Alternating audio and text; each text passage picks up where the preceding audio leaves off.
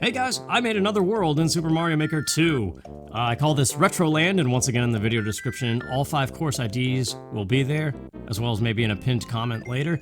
But this is a very short and sweet world, so let's get right to it. I call it Retro Land because it's a callback to a lot of the first stages of all the main Mario games. Like I call this one Through the Ages, and it starts off level 1-1, but that's not the full stage, it's not a complete replica. But I wonder how many people's worlds are gonna start like this. I did originally have just 1-1 and nothing new added to it, but I was like, that's not good enough. So we stop at the first warp pipe and go down, and now it's level 1-2. But that is still not really too original or anything, because as far back as the first Mario Maker, people have combined these two stages. And I'm not sure, but I think I may have actually put that whole star block section in one tile too low. It's hard to tell sometimes. And then once again, the first warp pipe of level 1-2, it stops. And now we're in Super Mario Bros. 2 level 1-2. So steal this dude's magic carpet. And now the flying guys, I had to be a little bit creative to put wings on fish and then just destroyed the launchers. And just like actual Super Mario Bros. 2, if you're quick enough on that magic carpet, you could skip the whole level and come up here. But I want to show it off real quick. So we're gonna jump back down, grab the ninja, because they don't exist. Yeah, you can pluck cloud blocks as if they're vegetables, which is neat, and we'll go down the wrong pipe for a 1-up, just like in the regular game. It's kind of neat that you could see the correct pipe over there, too, with the key. Which makes sense, because they're right next to each other, so why wouldn't you see it? So let's go grab that. Oh yeah, the 1-up, too. Because you don't have a magic potion to spawn the door, the best thing you could do is a P-switch thing. And there's a lot of mushrooms in here, because originally I had a whole puzzle involving getting a real key instead of the fake key, but I got rid of it. So, to the underground section through the door, but of course, because it's Mario Maker, in order to do that, we need a pipe. So this is kind of just a random offshoot hallway. And here we go, the coins are the cherries. And all the vegetables that would be the bombs, I had to do tracks or something like this. It's actually kind of a long level for the first stage of a world. But it's alright, it should be relatively easy for anybody who's played these classics. It's kind of close call there. But yeah, I didn't do any of the P-switch business to actually emulate the subspace that you get when you throw a potion in Mario Bros. 2. But now here we are as if I did skip the whole thing. See if we can get a 1-up here. Yeah! And off to Birdo. And Birdo, I did Wendy on a track with a cannon right above the same spot on a different track. I found that's kind of the best way to emulate Birdo. Although you can't give Wendy a key when she's on a track, so you kind of just have to play with it. So many limitations to this thing. And then back to Super Mario Bros. 1-1, the end, and also 1-2. So yeah, I just thought that was a good opening to a place called Retro Land. But this next stage, I really like this level. It's not a ripoff of any actual Mario game.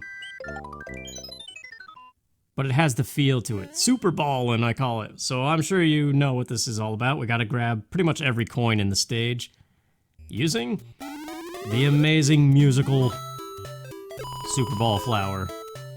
It's an auto-scroller with custom auto-scroll, so it was slow, now it's going fast. And then we're gonna go cheetah speed to aid the Super Ball. Do a late shot, and let's just run with it. I love this song, man. That's why I like Super Mario Land. Every time I go back and play that, I almost like it better than Super Mario Brothers. There's just something about it. And this stage has that same feeling. Maybe it is just the music. But I'm proud of this level. It's very short and sweet. Nothing really to it. There we go. And then for the finish, unfortunately it doesn't play the Mario Land star music, which is just the can-can. And then in Mario Land fashion, every goal has a different little puzzle to get to the top. But that's just so short, it has tons of replay value for it. I don't know, I enjoyed making that stage and playing it over and over again. So I like that one. And now, since we did Mario Bros. 1, 2, and Mario Land, next up is Mario Bros. 3. I called this Whistle to the Sky, and I'm sure you'll see why. So 1-3 is where we start.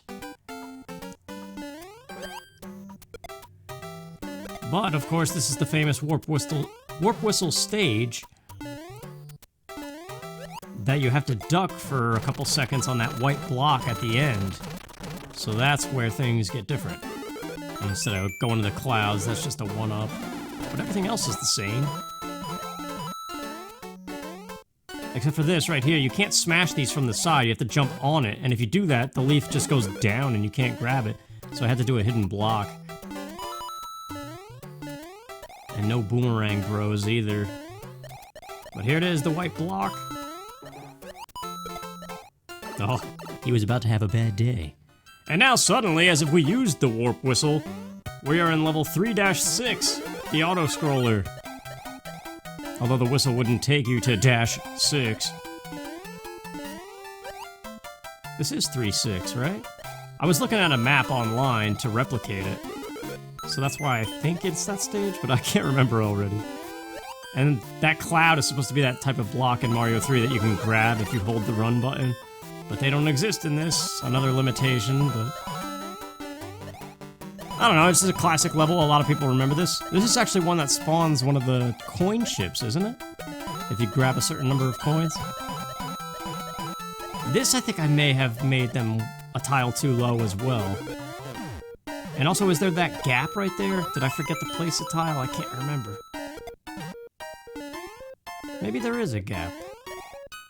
But there we go, a fusion, once again, of 2 levels for Mario 3. I'm sure you could see the trend of this land.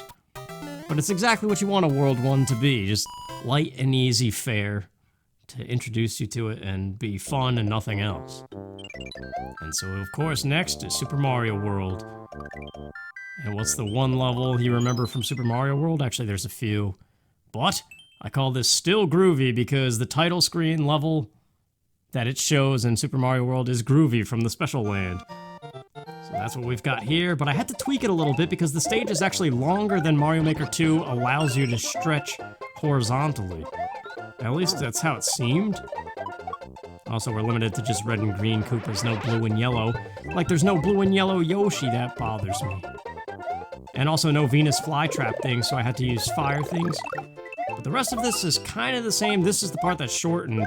I had to squeeze those little flytrap plants closer to each other.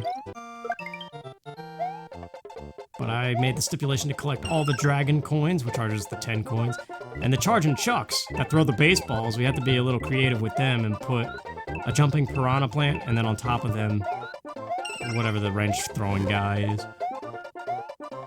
It's actually a lot easier than Super Mario World's version because of all of that. But it's still a great level. And because it's the title screen level, I found it to be a good fit. And then you get a little bonus hut if you care, but I don't think you really need the lives. So the castle, we're not going to go in sequential order. This is not New Super Mario Bros. We're going back to Mario Bros. 1, and this is Castle 5-4, but with a speedrun twist. It moves cheetah auto-scrolling speed, and you have 20 seconds to beat it. So don't screw up. It's actually not bad. Once again, these firebar timers.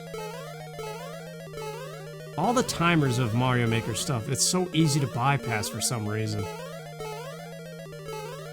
2 seconds remaining. Yeah, good thing he didn't jump. It's just fun. And just like that, World 1 is over. That's all the stages that I designed and uploaded. I have another world complete. It's a desert world, but I have not uploaded those yet because I'm not sure if I want to make some more tweaks first. And then this, I love this animation. It just launches you to the next one. I can't wait to fully complete a world. And now this is Koopa Caves. You'll notice it's a little different if you've been following along. I edited some of the stuff and I put a new castle. Everything else is the same, but the castle stage is different because I wanted this to be World 2, and that castle was a bit insane. Actually, wait a minute. I don't even have to play through this. I'll go to Core Spot and show you the castle real quick. Alright, here we are. Koopa Caves 5, Lemmy's Castle. It's just Lemmy in here. This is not the big Koopa gauntlet that I had originally. And it's another semi-auto thing where we have to ride a shell, because I still wanted that to be the mechanic. This, of course, being the castle of Koopa Caves, with the whole gimmick being Koopa shells. So yeah, this is all auto. using that brand new setup to generate an auto shell riding section, which I greatly enjoy. I like that there's different ways to pull that off now. I always like this too, messing with the on-off switches to create paths that you otherwise would have bonked your head on. That could have been longer, but there we go. And just like how I liked in the other castle, how you come flying in with Lemmy, who's also riding on something. I tried to get a little more creative originally with these bosses, but I just decided to do the original fight because Mario bosses aren't really tough. But maybe in some of the later worlds I'll have more creative boss fights, I don't know. But there you go, those are all the new things, and then I have a whole other desert world, but that'll probably be a separate video after I make some more tweaks, I think. So, thanks for watching, and go enjoy the courses if you want to. Take care.